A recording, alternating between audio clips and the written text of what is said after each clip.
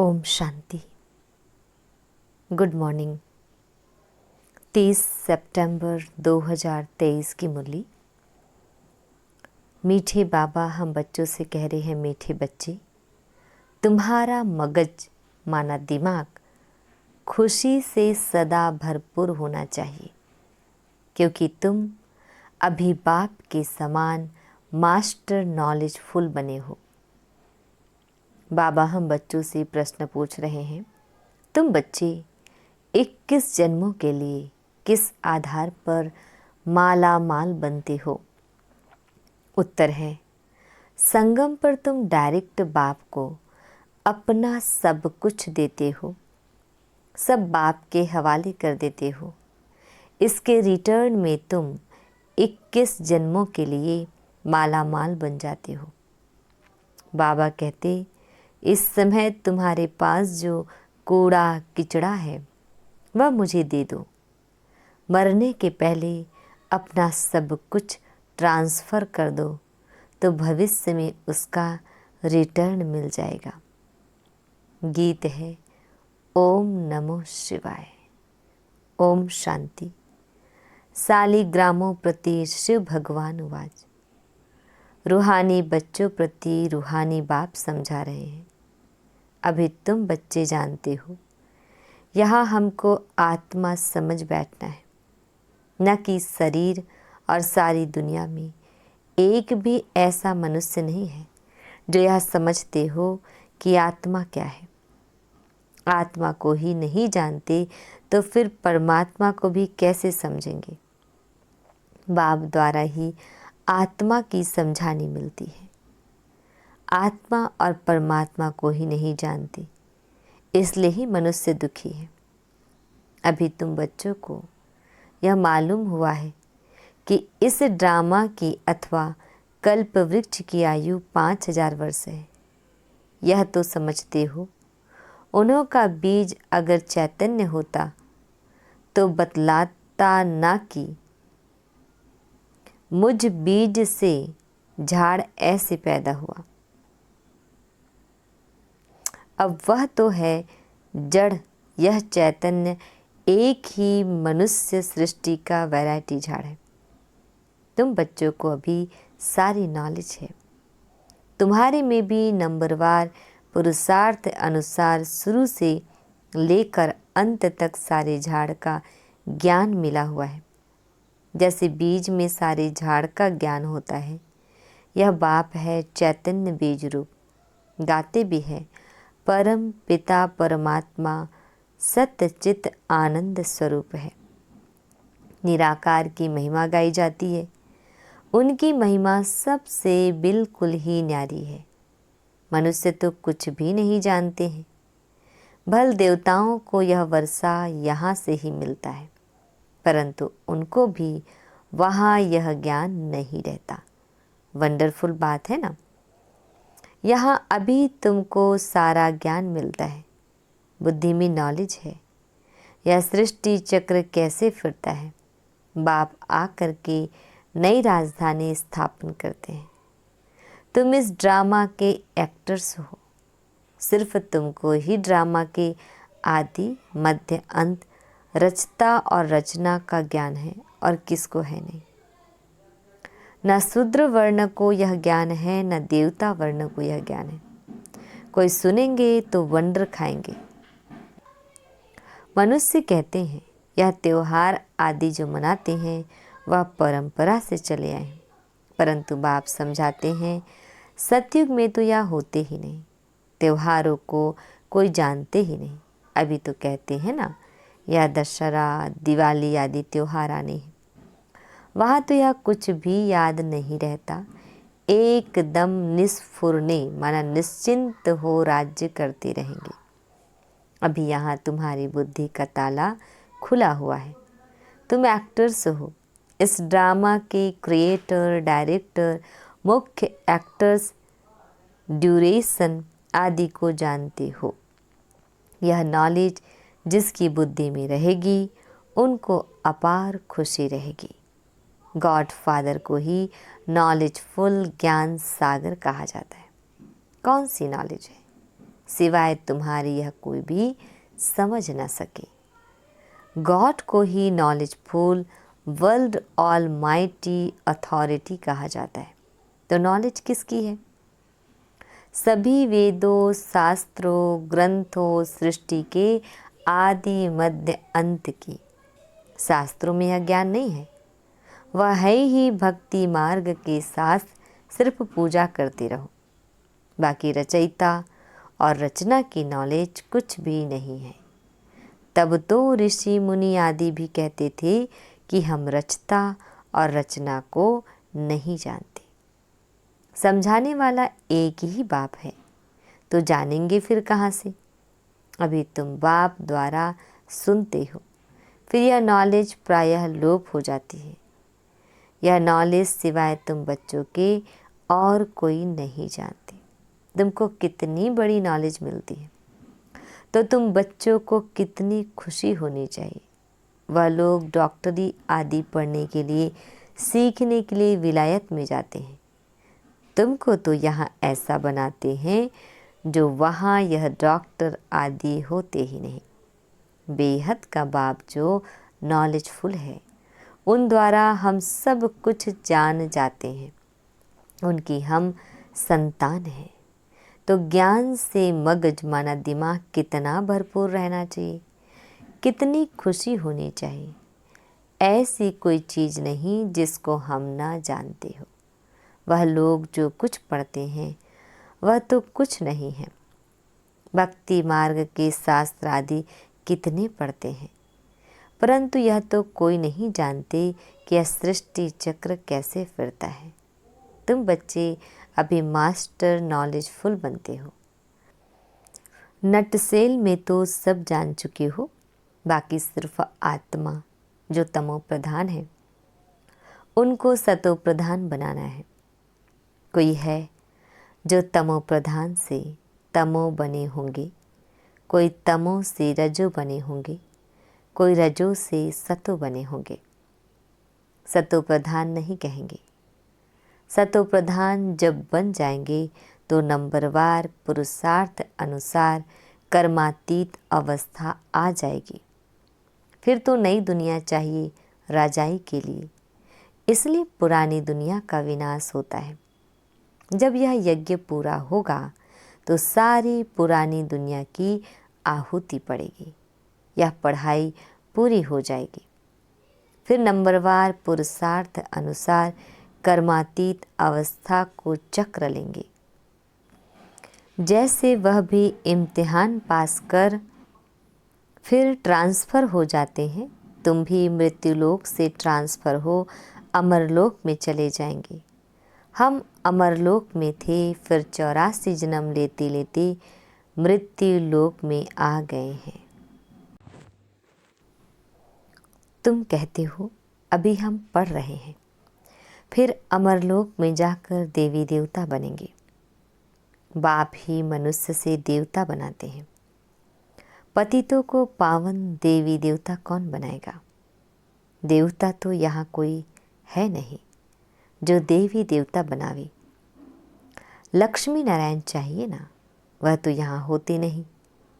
तुम बच्चे जानते हो, इस समय बाप ही आकर पढ़ाते हैं। स्वर्ग का राज्य भाग्य देते हैं। स्वर्ग था, लक्ष्मी नारायण का राज्य था ना। इन्हों की यह राजाई किसने स्थापन की? हेवनली गॉड फादर ने ही पैराडाइज सतयुग स्थापन किया। यहाँ देवी देवता राज्य करते थे। वहाँ दूसरा कोई खंड था नहीं, एक ही भारत था। तुम्हारी बुद्धि में है हम जब राज्य करेंगे तो दूसरा कोई नहीं होगा। तुम्हारी बुद्धि में यह सारा झाड़ है, इसका बीज ऊपर में है। वह सत्य है, चैतन्य है। आत्मा भी इम्पेरिसिबल है। बाबा भी इम्पेरिसिबल है। जो बाबा में ज्ञान है वह तुमको सुनाते हैं। सारा झाड़ खड़ा है, बाबा ऊपर में है। इस समय मनुष्य तमो प्रधान काटे हैं। झाड़ पुराना होने से जैसे सूख जाता है, इसलिए इनको कहा जाता है कांटों का जंगल। वहाँ होता है फूलों का बगीचा, बागवान भी है, किसको खिवैया, किसको बागवान, किसको माली कहते हैं। बाप है खिवैया। तुम भी बोट चलाना सीख रहे हो। हर एक की नैया बहुत पुरानी हो गई है। नैया आत्मा और शरीर दोनों की बनी हुई है। गाते भी हैं, नैया मेरी पार लगाओ। अब नैया भी पुरानी तो शरीर भी पुराना। अब पार कैसे हो और कहाँ जाए? तुम जानते हो पार किसको कहा जाता है? मुक्ति धाम, जीवन मुक्ति धाम क्या चीज़ है? बरोबर बाप अभी पार ले जाते हैं।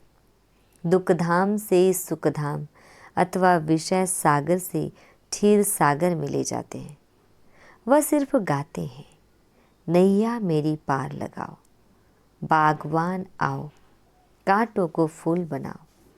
तुम भी पहले नहीं जानते थे।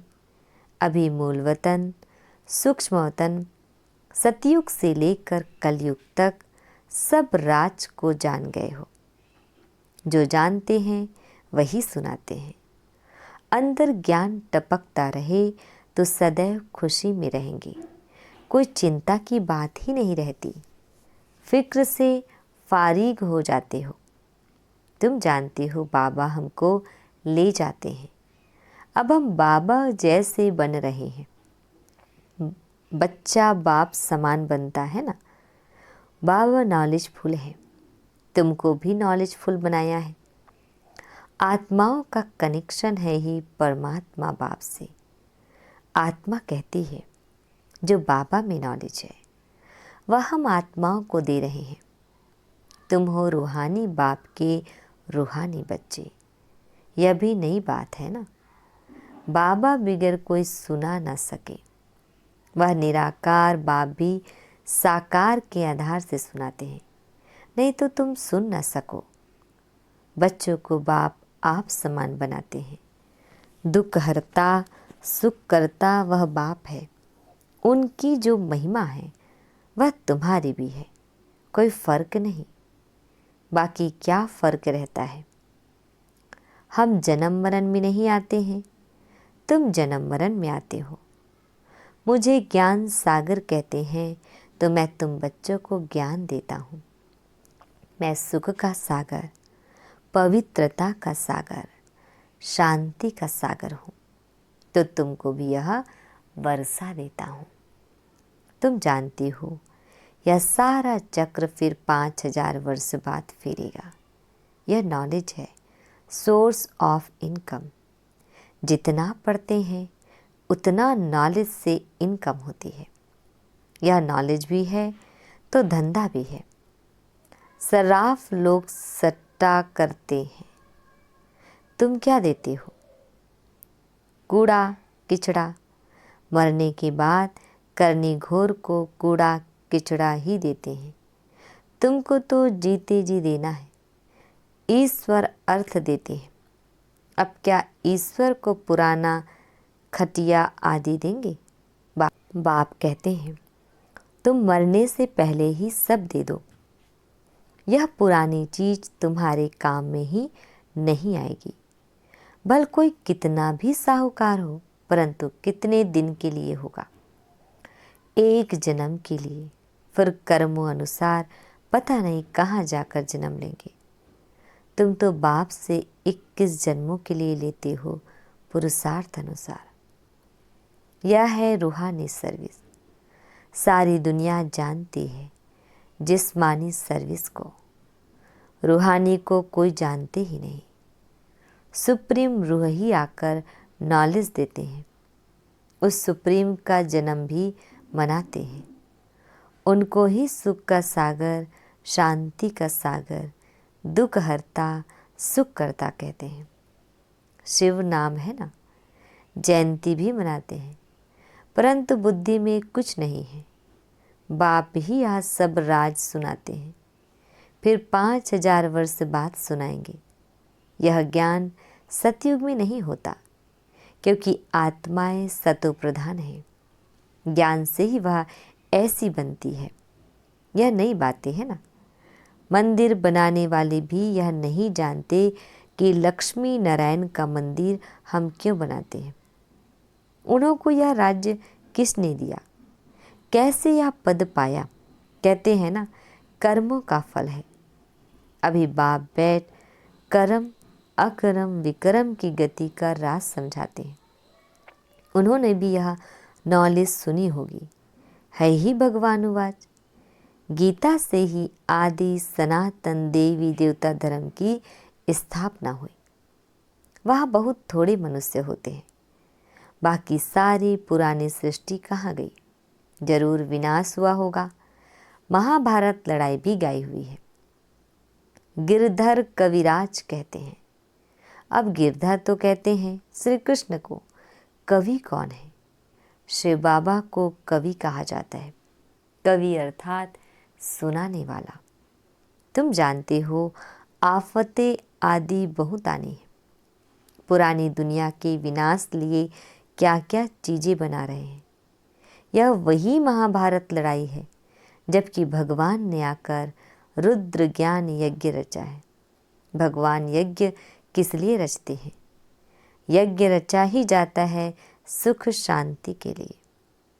बाप सभी का दुख हरता सुख करता है। तो इस ज्ञान यज्ञ में सारी पुरानी सृष्टि स्वाहा हो जाएगी। तुम जानते हो हम ब्राह्मण यज्ञ के सर्वेंट हैं। हम ब्राह्मण ब्रह्मा के सच्चे मुख वंशावली हैं। तो बाबा जो मुख से कहे वह मानना पड़े। श्री श्री की श्रेष्ठ मत से ही हम श्रेष्ठ बन रुद्र की माला का दाना बनेंगे। सिजरा बनाते हैं। वासवानी सिजरा, कृपलानी सिजरा। तो ऊपर में है शिव बाबा, उनका है निराकारी सिजरा। निराकारी सिजरा वह फिर साकारी सिजरा होता है। पहले नंबर में है प्रजापिता, तो वह हुआ जिस्मानी और वह रूहानी। रूहानी बाप आकर प्रजापिता ब्रह्मा द्वारा रचना रचते हैं। उनको बुलाते ही हैं, हे पतित पावन आओ। पुरानी पतित दुनिया को पावन बनाने आओ। नई नहीं बनाते हैं, प्रलय होती नहीं तो यह वर्ल्ड की हिस्ट्री ज्योग्राफी रिपीट होती है। 84 का चक्र फिर से शुरू होता है। बेहद के बाप से बेहद की नॉलेज मिलती है। बेहद का वर्षा मिलता है। बेहद के बाप को सब याद करते हैं। हे भगवान कहते हैं ना। हे ईश्वर, हे प्रभु कहने से कोई चित्र याद नहीं आता, निराकार याद आता है। कहते भी हैं कि भगवान को याद करो। भगवान है ना। हम सब है ब्रदर्स। आत्माओं के लिए कहते हैं सब ब्रदर्स हैं। सब पुकारते हैं, हे पतित पावन, दुख हरता, सुख करता, हे लिबरेटर आओ, हमको गाइड करो। घर भूल गया है, याद है, परंतु हम जा नहीं सकते हैं। योग लगाने से जैसे घृत पड़ता जाता है।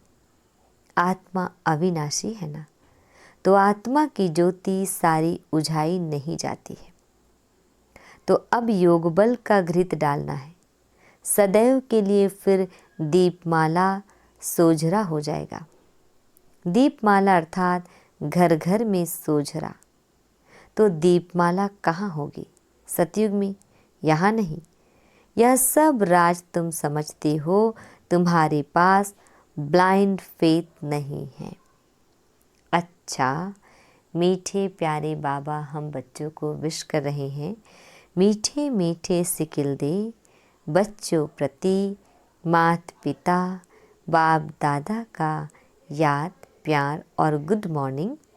रूहानी बाप की रूहानी बच्चों को नमस्ते।